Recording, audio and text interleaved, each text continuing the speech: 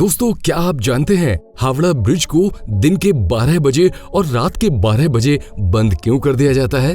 और हावड़ा ब्रिज को बिना एक भी नट बोल्ट के कैसे बनाया गया? दोस्तों, जब भी भारत में इंजीनियरिंग के कारनामों की बात आती है तो उसमें हावड़ा ब्रिज का नाम ना आए ऐसा हो ही नहीं सकता। और अगर किसी फिल्म में कलकत्ता का सीन दिखाना हो तो ऐसा हो ही नहीं सकता जिसमें हावड़ा ब्रिज का सीन ना हो, चाहे वो पीकू हो या गुंडे। वैसे हावड़ा ब्रिज ही है जिसके लिए कोलकाता अपनी मिठाइयों से भी ज्यादा फेमस है। लेकिन ये तो हम सब जानते ही हैं कि हावड़ा ब्रिज कितना फेमस है, लेकिन हम में से बहुत कम लोग ये जानते हैं कि इस ब्रिज के बनने की कहानी क्या है और क्यों उसे एक बेहतरीन नमूना कहते हैं। आज के इस वीडियो में हम आपको इस ब्रिज से जुड़ी हुई हर वो बात बताएंगे जिसे बतौर भारतीय आपको जानना ही चाहिए। कोलकाता और हावड़ा के बीच हुगली नदी पर पहले कोई ब्रिज नहीं था। नदी पार करने के लिए नाव एकमात्र जरिया था। बंगाल सरकार की ओर से साल 1871 में हावड़ा ब्रिज अधिनियम पारित होने के बाद साल 1874 में सर ब्रैडफोर्ड लेस्ली ने नदी पर लकड़ी के पुल का निर्माण कराया। साल 1874 में 22 लाख की लागत से नदी पर लकड़ी का एक पुल बनाया गया, जिसकी लंबाई 1528 फीट और चौड़ाई 62 फीट थी। फिर 1906 में हावड़ा ब्रिज स्टेशन बनने के बाद धीरे धीरे ट्रैफिक और लोगों की आवाजाही बढ़ने लगी। तब इस पुल की जगह एक फ्लोटिंग यानी तैरता हुआ पुल बनाने का फैसला किया गया। लेकिन तब तक पहला विश्व युद्ध हो चुका था, इसी वजह से ये काम शुरू नहीं हुआ। इसके बाद युद्ध बीता।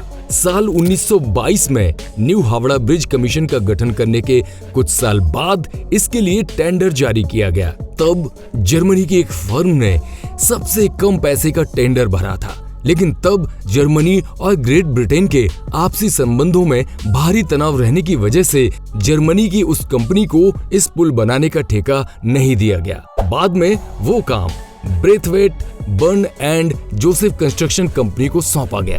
अगर बात करें इस ब्रिज को बनाने की तो इसमें 26,500 टन स्टील का इस्तेमाल किया गया। अब उस वक्त में इतना स्टील इकट्ठा कर पाना एक बड़ा टास्क था, लेकिन पुल का निर्माण जरूरी था, इसलिए देश की बड़ी स्टील बनाने वाली लगभग इकलौती कंपनी टाटा ने अपने पास से स्टील बेचने की बात कही। इसी कारण डिमांड में से 23,500 टन स्टील की सप्लाई टाटा स्टील ने की। यानी अगर देखें तो ये पुल एक तरह से टाटा का ही पुल है।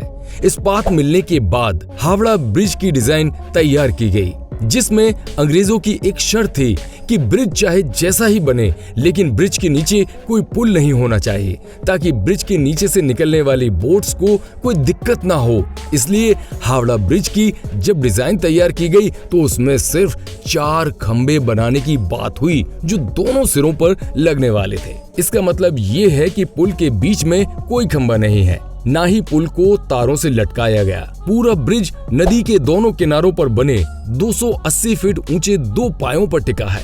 इसके दोनों पायों के बीच की दूरी 1500 फीट है। नदी में कहीं कोई पाया नहीं है, जो कि अपने आप में एक अजूबा है कि कैसे बिना खंबे के ये पुल करीब 1 सदी से खड़ा है। इसके साथ ही हैरान कर देने वाली बात ये है कि पुल के निर्माण में स्टील की प्लेटों को जोड़ने के लिए नट बोल्ट की जगह धातु से बनी कीलें यानी रिवेट्स का इस्तेमाल किया गया है। पर जो भी हो, लेकिन पुल तैयार हो गया। तैयार होने के बाद ये दुनिया में अपनी तरह का तीसरा सबसे लंबा ब्रिज बना। हावड़ा ब्रिज दुनिया का एकमात्र ऐसा ब्रिज है जिसका आज तक उद्घाटन नहीं हो पाया। दरअसल जब ये ब्रिज बनकर तैयार हुआ था उस समय द्वितीय विश्व युद्ध चल रहा था, इसलिए तय किया गया कि इसके उद्घाटन के मौके पर कोई धूमधाम नहीं होगी। द्वितीय विश्व युद्ध के दौरान जापानी सेना ने इस ब्रिज को नष्ट करने के लिए भारी बमबारी की थी, लेकिन संयोग से ब्रिज को कोई नुकसान नहीं पहुंचा। कोलकाता और हावड़ा को जोड़ने वाला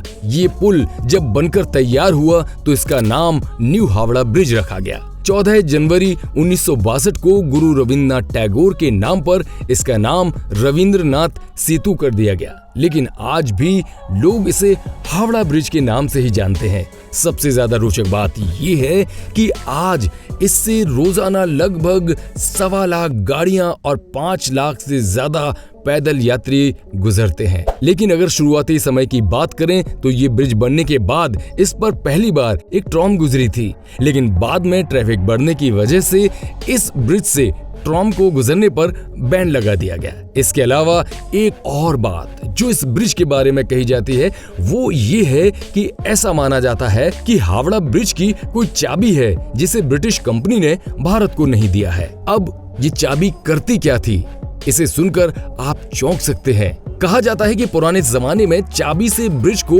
बड़े समुद्री जहाजों के लिए 2 भागों में खोल दिया जाता था, यानी अगर इसे ब्रिज गेट कहें तो गलत नहीं होगा। लेकिन इस बात की भी कोई आधिकारिक पुष्टि नहीं हुई है। अगर हालिया स्थिति की बात करें तो इंजीनियर्स का कहना है कि हावड़ा ब्रिज के खंभों को अब जंग लगने लगा है। अब इस जंग की वजह है पान। इस पुल से रोजाना लाखों लोग पान चबाते हुए गुजरते हैं और पान का पीक थूकते हुए निकल जाते हैं। इंजीनियर्स बताते हैं कि जिन खंभों पर टिका हुआ है ये पुल, उनमें से कुछ के आधार की मोटाई पिछले 3 साल में आधी रह गई है। इस बात से आप समझ सकते हैं कि पान चबाने और थूकने की वजह से इतना बड़ा पुल अपने आप को खो रहा है। इसके अलावा 2005 में नदी से गुजरता हुआ कार्गो शिप इस पुल के बीच फंस गया, जिस कारण इस पुल को कुछ हद तक नुकसान भी पहुंचा। पक्षियों द्वारा हावड़ा ब्रिज पर की जाने वाली गंदगी से कोलकाता पोर्ट ट्रस्ट काफी परेशान है, क्योंकि इससे ब्रिज को केमिकल लॉस हो रहा है। इसलिए ट्रस्ट हर साल ब्रिज से पक्षियों की गंदगी हटाने के लिए 5 लाख का कॉन्ट्रैक्ट देता है। इस पूरे ब्रिज को पेंट करने के लिए 26,500 लीटर पेंट की खपत होती है, जिसमें लगभग 65 लाख रुपए खर्च होते हैं। 2006 की शुरुआत में इसकी मरम्मत कराई गई थी, जिसमें 8 टन स्टील की खपत हुई थी। इस पूरी प्रक्रिया में 50 लाख रुपए खर्च हुए थे। दोस्तों, इस ब्रिज को लेकर एक बहुत ही इंटरेस्टिंग बात ये भी बताई जाती है कि इस ब्रिज को दिन के 12 बजे और रात के 12 बजे बंद कर दिया जाता है। दरअसल इसके पीछे की वजह ये है कि इस ब्रिज को बनाते वक्त इंजीनियर से बोला था कि जब ये ब्रिज गिरेगी तो 12 बजे गिरेगी। इंजीनियर ने टाइम तो बता दिया, लेकिन ये बताना भूल गए कि दिन के 12 बजे या रात के 12 बजे। यही कारण है कि पुल को दिन के 12 बजे और रात के 12 बजे पूरे तरीके से बंद कर दिया जाता है। वैसे आपकी इस पर क्या राय है, कमेंट में जरूर बताएं। दोस्तों, इसके अलावा भी ये ब्रिज भारत के इतिहास और खास तौर से कलकत्ता के इतिहास का एक बड़ा हिस्सा है। इसलिए ये हमारी जिम्मेदारी बनती है कि ऐसी धरोहरों को बचा कर रखें। बाकी आपको हावड़ा ब्रिज के बारे में और क्या बताएं, आप हमें कमेंट करके जरूर बताएं।